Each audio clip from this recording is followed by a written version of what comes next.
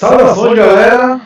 Começando mais um 48 Jardas, eu sou o Rafael Brasileiro, tô aqui com o Heber Costa, mas eu só vou falar isso aqui em português hoje, tá? Porque em alguns minutos a gente vai ter que mudar o idioma. Hoje a gente vai falar em inglês, porque estamos recebendo nada mais, nada menos do que Blake Murphy. Vamos traduzir em português, né? Setorista do Toronto Raptors, ele trabalha na Sportsnet, então a partir de agora eu vou falar inglês para ele entender, e vocês em breve vão ter uma legendinha aqui quando a gente soltar esse programa. Quando você assistir esse programa, a legenda já vai estar no ar, tá? Então, hi Blake, welcome to 48 Minutos. Thanks so much to make some time to talk with us about the Raptors. And first of all, can you introduce yourself, talk about how long you cover the Raptors and where our followers can listen and follow you? Yes, thank you. First of all, obrigado. My Portuguese is very rough. Now that Bruno and Bebe aren't on the team, I've got no more Portuguese greetings. No more. So I'm at Sportsnet now. I have the Raptors show with Matt Bonner every day on that channel. I do some writing as well, pop up on the TV. Before that, I was at The Athletic, Raptors Republic. If anyone's read those blogs, that was mine for a long time. I was a big part of that. So it's, I don't know, it's like 10 or 12 seasons into it now. I've done a little bit of baseball stuff, some hockey stuff too, but Raptors for the most part. And now, ready to get going on what's going to be a very long season. Oh gosh. The people can find Blake on Twitter, X, in the Sportsnet, but I will recommend the BlakeMurphy.com because everything that Blake does, he puts there so you can read, watch him. I remember almost every Jays game he came in during the the the time between the innings to bring some news. I follow you. Oh my gosh, since before I arrived in Canada 5 years ago, actually, yeah. I remember. I believe Ever maybe followed before me. Yeah. It's funny because we are getting ready for these previews and we listen to a lot of podcasts. And I know that you're gonna be my source. And ever sent to me as well. I follow this guy even in Instagram, so I know he's a Jacksonville Jaguars fan. We don't need to talk about that. That's Okay. no good right now. That's bad, man. Yeah, but we talked with Blake after the opening night here in Toronto. By the way, my feeling was that I saw some empty seats. I look at okay. I thought it would be packaged tonight, but maybe you see something different, Blake. You can tell us. But after one game, I know it's very hard to make any statement about the season. Me and Ever, we listened to you this morning, by the way. But what did from last night? Which aspect did you like it, and which ones? I know will be a lot of them you didn't like it. But Yeah, I think there's obviously more to dislike than to like. That's a really bad game, and the Cleveland Cavaliers are a good team. I think they're going to be very good in the Eastern Conference this year. Even without Max Strus last night, they looked pretty good. But that should be a wake-up call. And Chris Boucher talked about this a little bit after the game, saying they got slapped in the face and maybe they needed that. And I think when you have a young team, you go through a training camp, everyone's feeling good. Everyone was in Barcelona together, and they were in Vegas together, and Miami together, and they have a couple good preseason games. Everybody feels pretty good, even with the injuries. And then it's opening night. Like, okay, you beat the Boston Celtics one of the games. The Boston Celtics are the defending champions. They do not care about a preseason game. The Cleveland Cavaliers on opening night really care about that game. They want that win. Evan Mobley is probably fired up because him and Scotty Barnes have kind of been tied together in the past. Opening night last year, Darius Garland got hurt in that game, so he was probably fired up for it. And I think it's a good wake-up call that even if you're young and you're fun and some things are going well, you have to play so hard every night in the NBA, especially if you're a bad team. You like if you are Ochai Abaji, you have to be and you're starting, you have to be playing like you could get benched tomorrow. If you're Scotty Barnes, you got to be playing like you want all NBA this year. If you're Bruno Fernando, you got to be playing like you could get cut tomorrow, and all the way down the roster. And some guys did that in the opener, but I didn't think after that first quarter, I didn't think there was enough intensity. I didn't think they were ready enough for Cleveland's defensive game plan, which, even though it's the first night of the season, Cleveland's been running pretty, even with the new head coach, Kenny Atkinson was not running anything too new defensively. So I didn't think they were really ready enough and certainly not forceful enough. It was pretty, and it's one game, but it was pretty disappointing that, you think a young team that isn't going to win a lot of games, the one thing that they should do well every night is play really hard and make it tough for the other team. I didn't see that outside of the first quarter. That was a little disappointing. And obviously some guys had bad nights, but big picture, I would have expected them to at least make it hard for Cleveland. Hey Blake, and finally nice talking to you. I've been following your work for I don't know how many years now, probably 8. Every season outlook with Nate Duncan, I'm a subscriber of Nate. Um, so last night was really rough. I saw a lot of strange stuff like in the offense, people bumping into each other. I mean, the spacing was horrible. But I wanted to talk more on a broader perspective. I was thinking something that been bothering me for some time now. In the last 3 seasons, the Raptors have been in the bottom part of the league, both in 3-point attempts and 3-point percentage. And none of these year's draftees are shooters. So in there are 4 guys, right? Mogbo, Chomche, Walter, and Shed, whom you wrote about a very nice piece, by the way, Thank you. very good piece. And of course they drafted Grady last year, and but hasn't the Raptors front office been focusing a little bit too much on the physical profile or other skills in detriment of shooting in the last few years? It's a really good question, and this goes back beyond just these couple years. When they drafted DeLon Wright, DeLon wasn't a shooter. Norman Powell, I remember I went back and looked up the draft. I worked at the Score at the time, and I wrote the draft profile on Norm, and it was he could do everything except shoot threes. He needed to be able to learn to shoot threes to make it in the NBA. OG Anunoby, if you remember, there were huge question marks about his ability as a shooter coming out of college because it was funky and he didn't shoot a lot of them at the college level. So and then obviously Pascal was not a 3-point shooter either.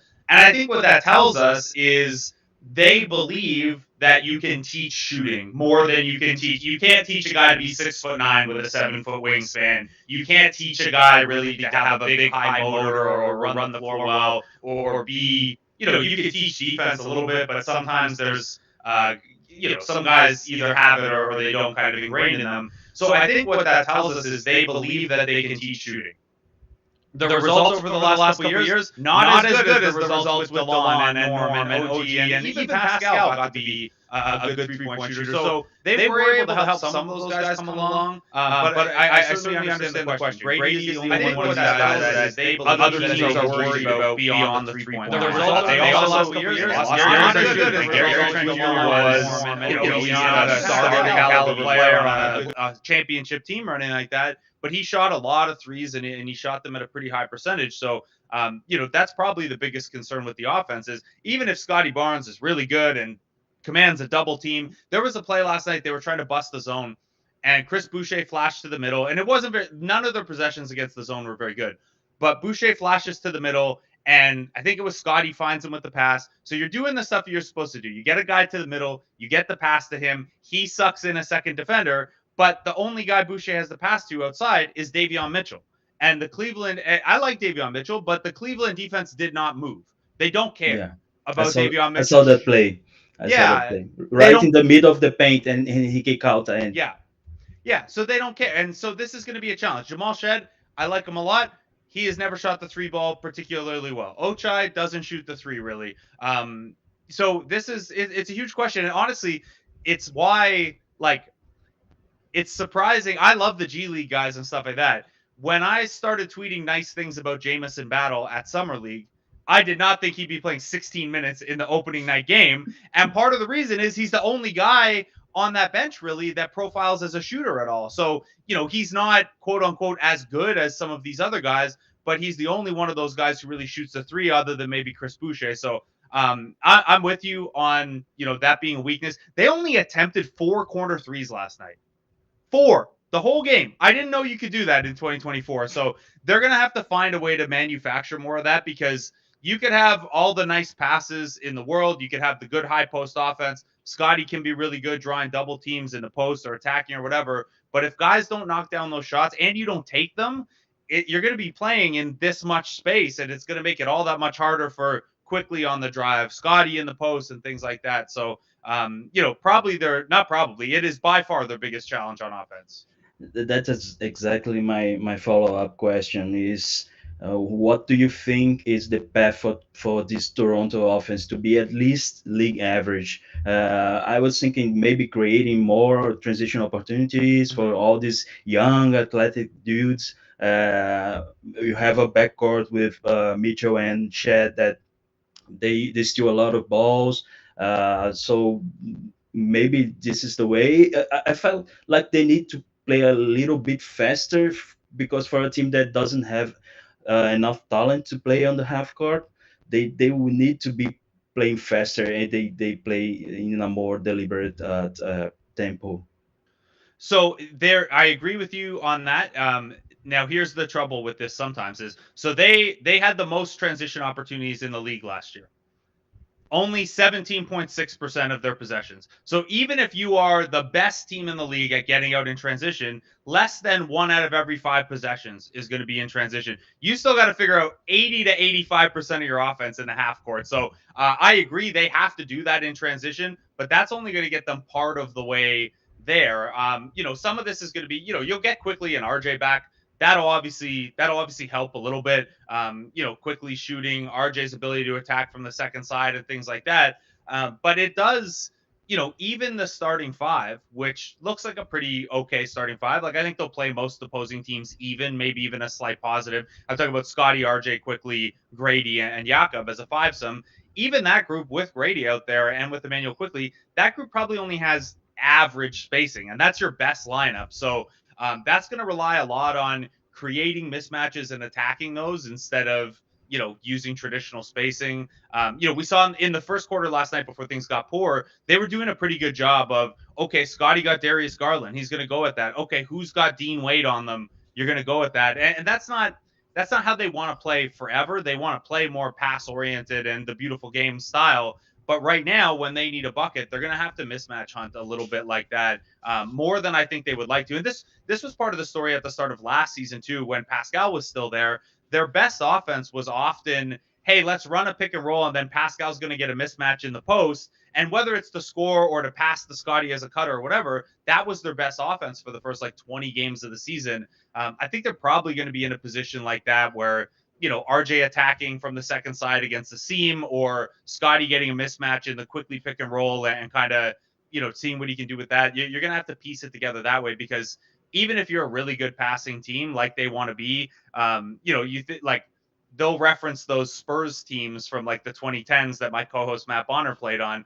It's one thing to pass the ball everywhere and do all these beautiful things. That team had lots of shooters and a bunch of Hall of Famers on the team. That's why that works. It doesn't, if the 4 of us go and play basketball, it's not going to work as well if we can't shoot like that and we can't attack the paint like that. So they're going to have to piece it together offensively. And I think, maybe a little bit more than they would like. They're going to have to mismatch hunt early on here. It's good that you mentioned Porto, because one of the problems, I mean, if in theory you can play in transition by forcing turnovers and etc., you also need to be a really good defense. And Toronto was the second worst defense in opponent field goal percentage at the rim. Perkling the glass. Even last night, Mobley and Allen they combined for what 40 points, each playing little more than 25 minutes. Do you think there will be any improvement at all on this regard? There better be.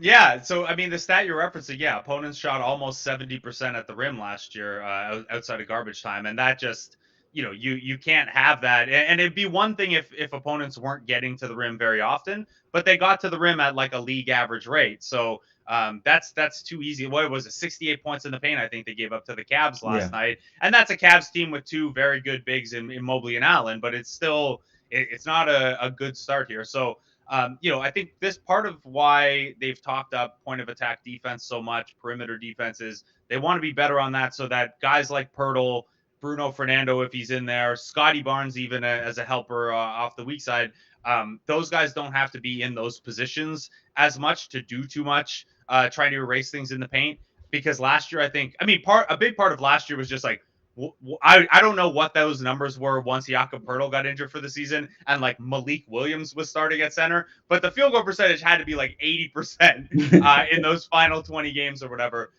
So Jakob's good there, but he's good within a pretty conservative dynamic, and you can do that better if you have better perimeter defenders like Shed and Mitchell. But it's going to be on Quickly and RJ to defend at that level too, because of the five guys you're starting, Grady's the guy you're going to want to hide. Like Grady's the guy who last night is on Dean Wade to start the game, and against none of the Sixers are healthy for Friday, but he'd go on. I don't know. So you don't want him on Maxey. You don't want him on Eric Gordon. That's for sure.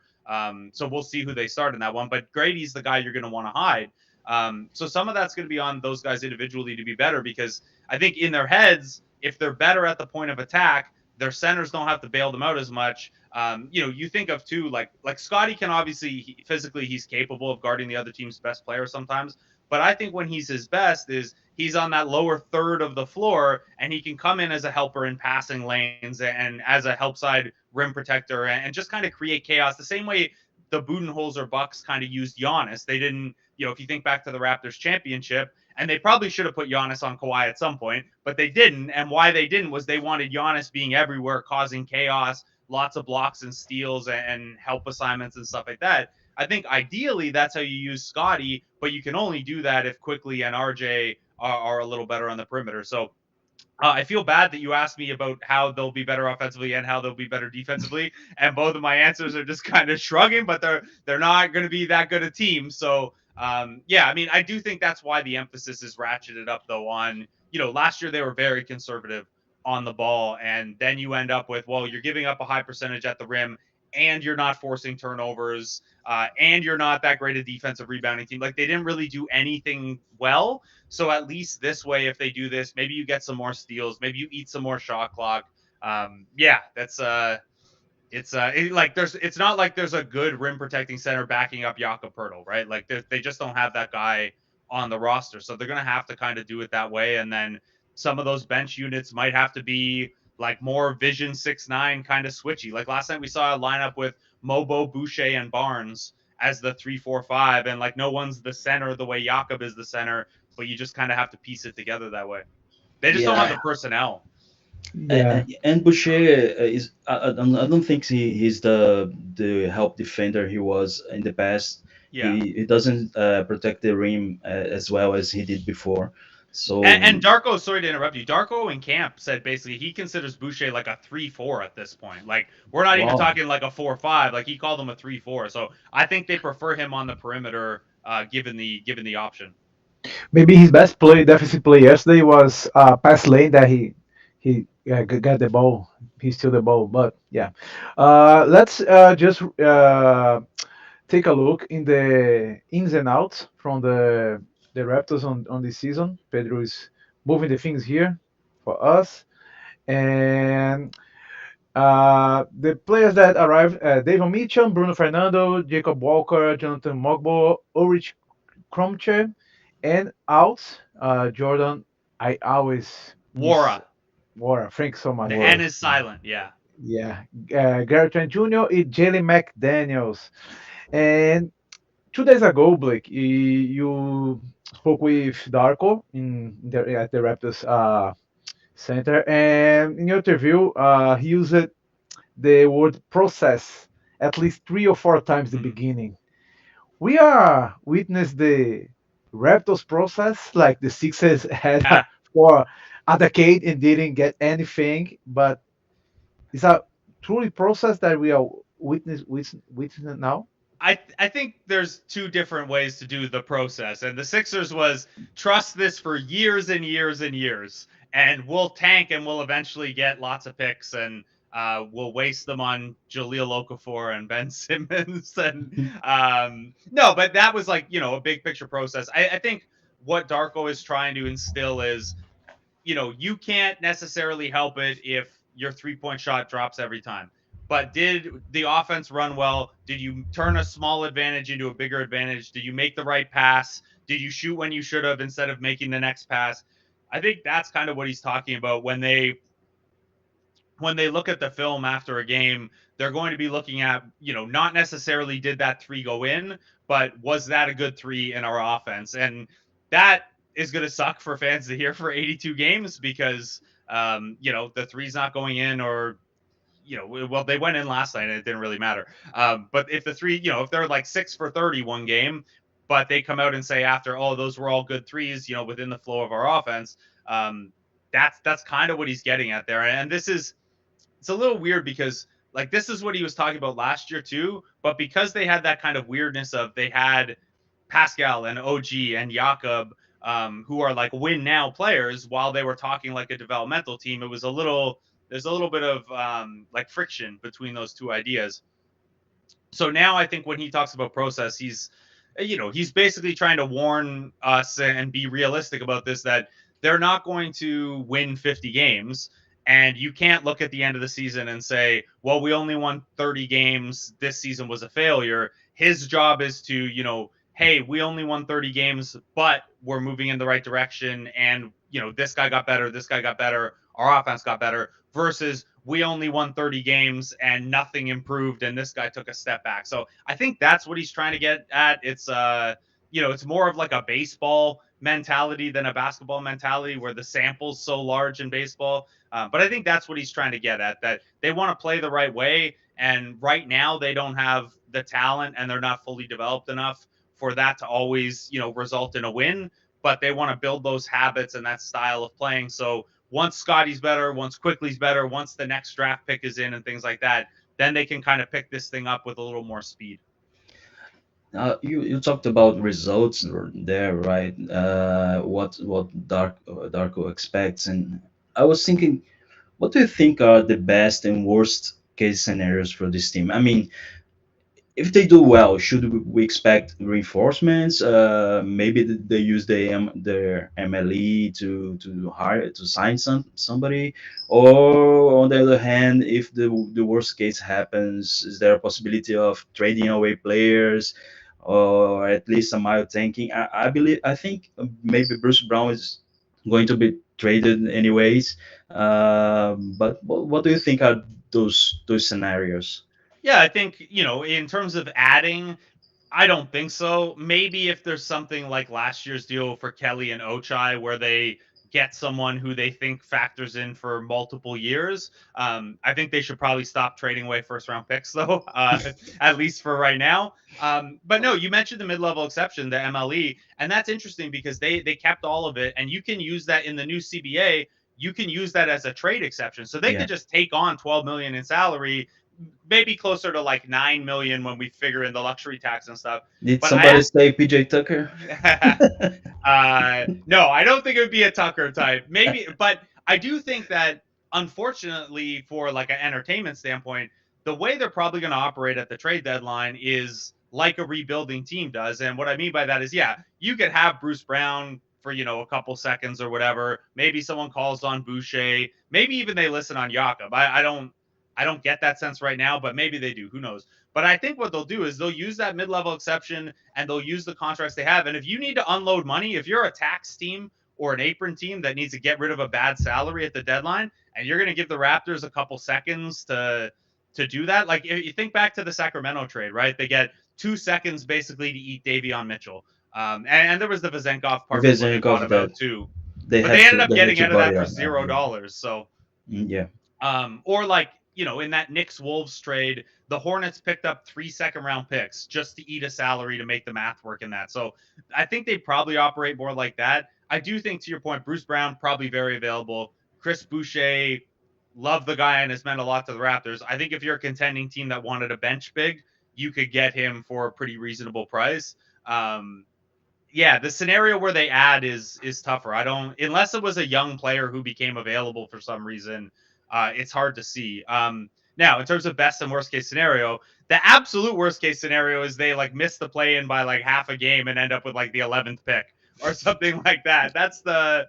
But no, I think you saw against Cleveland, like, if they don't want to tank because you need Scotty and RJ and Quickly and Grady Dick to be playing together. Those guys got to learn how to play together. They got to get better. They got to develop. You don't want to sit those guys down. You don't want those guys only playing like 50 games this year.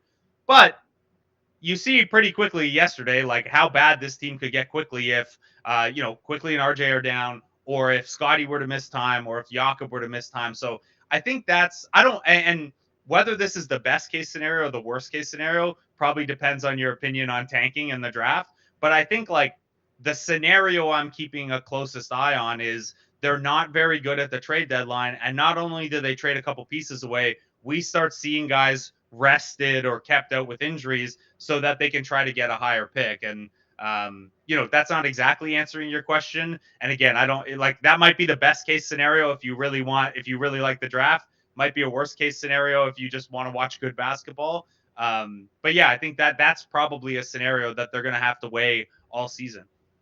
You talked about Agbaje. I was kind of surprised he was in the starting five last night, and it's funny how he wasn't anytime in his career a very good shooter, but he became a non-shooter. It's strange, and this even accentuates more the loss of Gary Trent.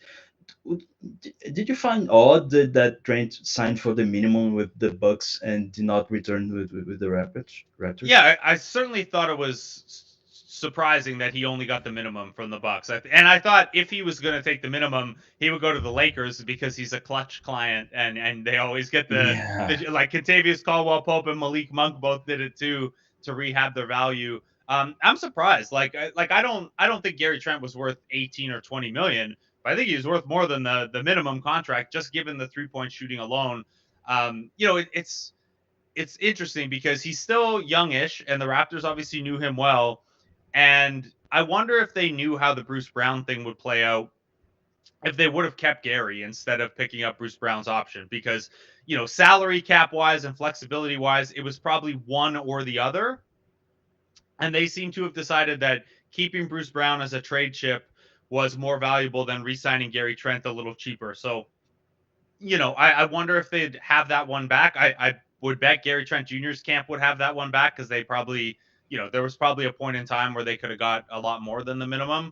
But yeah, it's a weird one. And like Bruce Brown's a way better player than he got to show with the Raptors last year, but he's going to miss like at least another month here still. Like we're talking about, he's going to be getting on the floor late enough that like all you really care about is him being able to show teams that he's healthy ahead of the trade deadline. That part of the Siakam trade really hasn't gone well for them so far. Talk about projections. Playoff, I believe is impossible. But the line for victors, at least on Vegas this year, is 29.5. Is possible to surpass this number, or you don't believe that? Yeah, I think it's possible. When I did the Nate Duncan podcast that you guys referenced, I picked the over for that number. The hard part is one, they've started the season with so many injuries, and their first 20 games of schedule is awful. Like they might be 5-15 after 20 games, and then that's such a big hole to dig out of. But the hardest part about picking their win total is what if they tank after the trade deadline, right? Like, what if they not even tank? What if they trade Jakob Poeltl? And I'm not saying that they're shopping him, but like, say, I don't know, Memphis calls and says, hey, we like Zach Edey, but he's not ready yet. We need a center. Here's a pick. they probably at least have to consider that. So, and then if you take Jakob out of this, you guys were just talking about the rim protection numbers last year, and that was with 50, 60 games of Jakob Poeltl. It gets ugly in a hurry.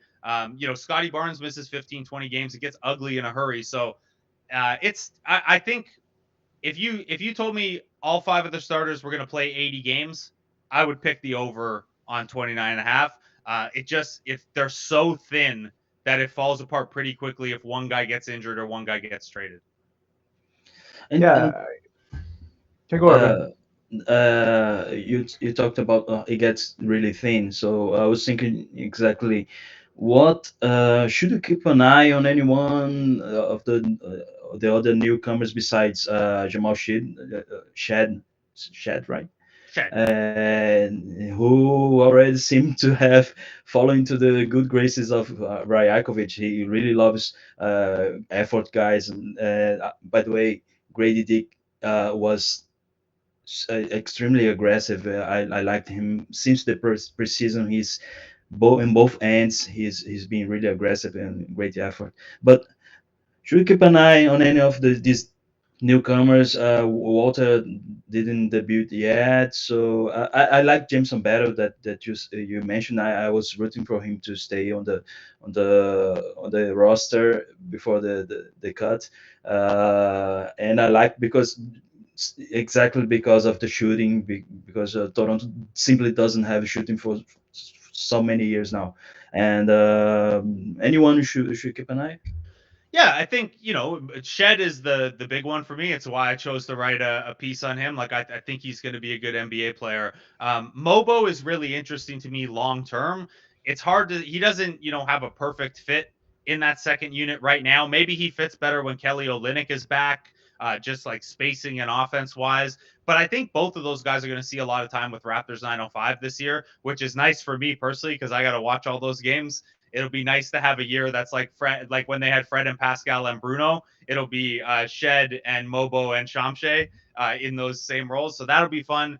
Battle's cool. I think ideally he'd be in the 905 a lot too because he's a good shooter, but the other parts of his game really have to come along. And then the other guy, I'll say we won't see him for a little bit still, but they're really high on Jacoby Walter. They think he could be like kind of a 3-level scorer for them in time. He's another guy that like he's going to need some patience, and obviously he just missed all of his first training camp. He's pretty slender, so like the physicality might be tough for him initially. But that's a guy that I think they think he can shoot better than he shot in college from 3, and they see some defensive upside there. Now, I just straight up haven't seen enough of him. Like I saw the summer league, I watched some college tape and stuff like that, but we haven't seen him yet to really make a judgment in an NBA environment. But he'll be at least the guy to watch. They're going to give him plenty of opportunities once he's healthy. Mogbo gives me that Kenneth Farid vibe, the undersized, scrappy, power forward that can do a lot on the court if you don't need shooting.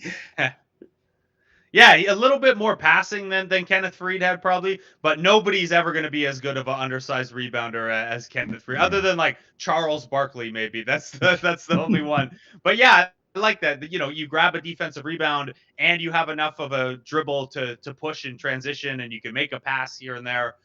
It should be fun. I think for his long-term development, he should probably go to the 905 for at least a little bit of the season, just like guys like Pascal and Fred and Norm all did, to Boucher. All those guys benefited from some 905 time. So this is also the tough thing with injuries where like nobody got to play for the 905 last year because everyone was hurt on the NBA team all the time. And I think that takes a little bit of a cost development wise.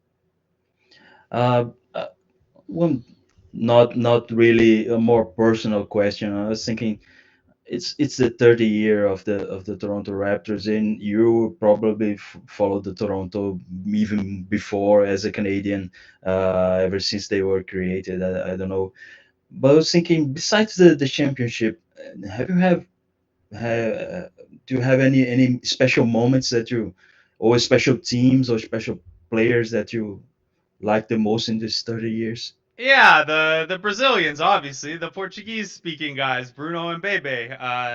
No, I really did like those guys, and like the Bruno experience was a lot of fun because it was so different. But I think the big one for me is 2015, 2016 when they went to the conference finals. That was like when I was just starting my career. So I had been a fan before and I had done blogging and stuff like that. But that was when I was like, I'm gonna do my own thing. I'm gonna do Raptors Republic full time. I'm gonna try to freelance, and like this is like I'm gonna make it or not. And I got so lucky that they had such a good season that year. And it was the height of like the Kyle DeMar friendship. And it was just a really fun year. And like they go on that run, very tough series against the Pacers, the ugliest series imaginable against the Heat, just like some terrible basketball being played in that one. And then they give the Cavaliers a good push in the conference finals. And that was a cool year because it's the furthest they'd ever gone. If they didn't do that, they were probably blowing up the Kyle and DeMar duo. Yeah, it was just a ton of fun, and it was important timing in my career. Beyond that, I wasn't watching from when they were first created. I didn't really get into it until like the back end of the Vince years. So I was like a hockey kid most of my life. So it was only when I stopped playing hockey I started getting into basketball. So I caught I like the Vince dunk contests and stuff like that were cool, but I only caught as a fan really like the back end of the Vince era. So my guys were like, yeah, I liked Chris Bosh a lot, but like Jose Calderon was my until Kyle Lowry came along and like established himself. Jose Calderon was my my favorite Raptor for a really long time. I've also gotten to meet him a couple times, which is really cool. He's like the nicest guy in the world. So yeah, Jose Calderon is probably my answer to that, other than Kyle, who's obviously the best Raptor. Talking about the Raptors' good memories, a lot of our followers, listeners, sometimes they ask me about how to watch a game in the Scotiabank Arena. And you live in Toronto now. Give us a tip. Which bar, which place we should go before or after the game?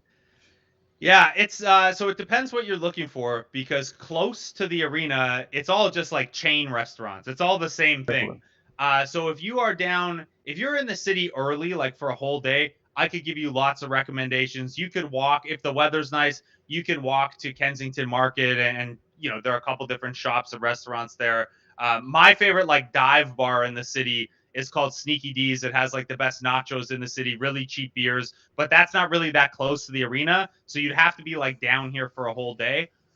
If you're close to the arena, though, and this is more of a post game option, but there is a bar called Say What, like French, C apostrophe EST. What? It's about a 12 to 15-minute walk from the arena, just along Front Street, and it has a really good beer slushy. You go down a set of stairs, and it's in a basement.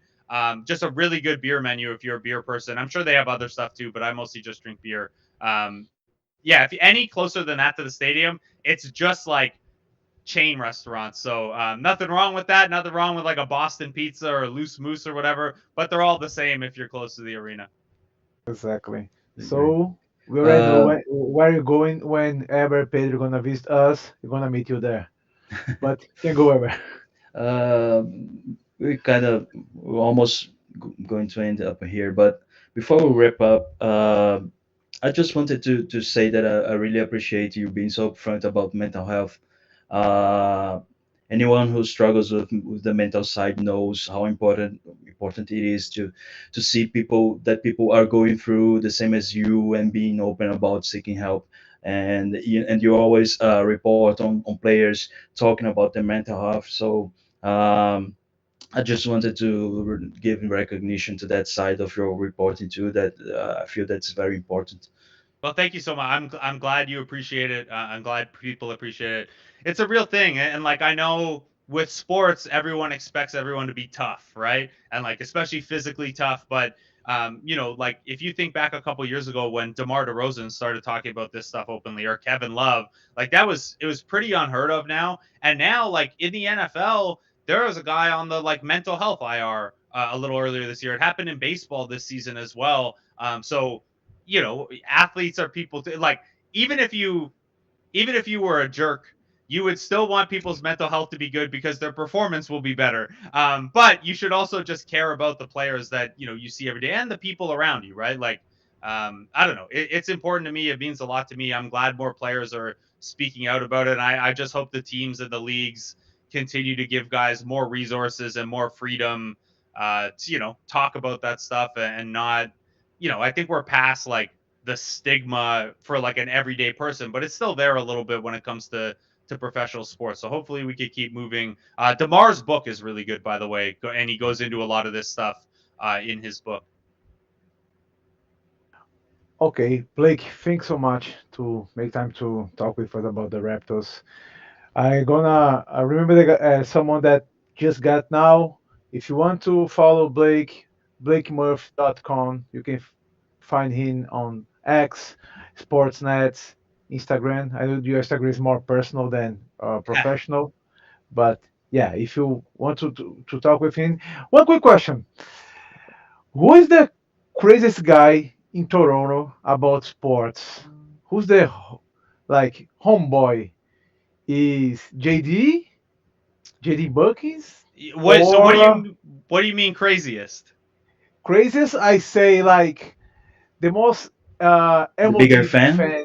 The Okay. biggest, yeah, I don't know. I won't know, or I don't. I won't say. Yeah, I would say big fan, but like for me, it's very special to listen to the guys and talk with them.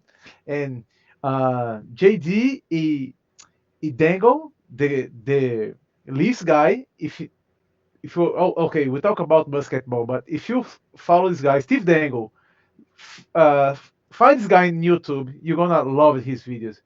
But who's the craziest here, Blake? Yeah, Steve Dangle's up there. He made a whole career off of just yelling into a camera, and he's so smart and business savvy. So I love Steve. JD's a good pick too. JD is extremely nobody works harder and nobody watches more sports than JD. Oh yeah, for sure.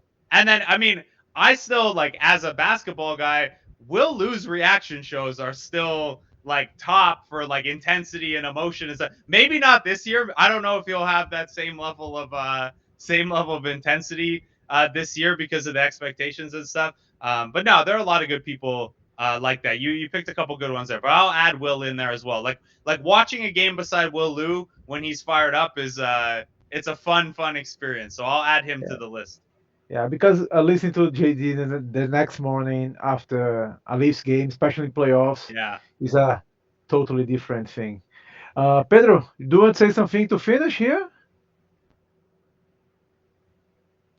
Okay, guys. So first of all, what you see on the screen, this is say what, I guess, right, Blake?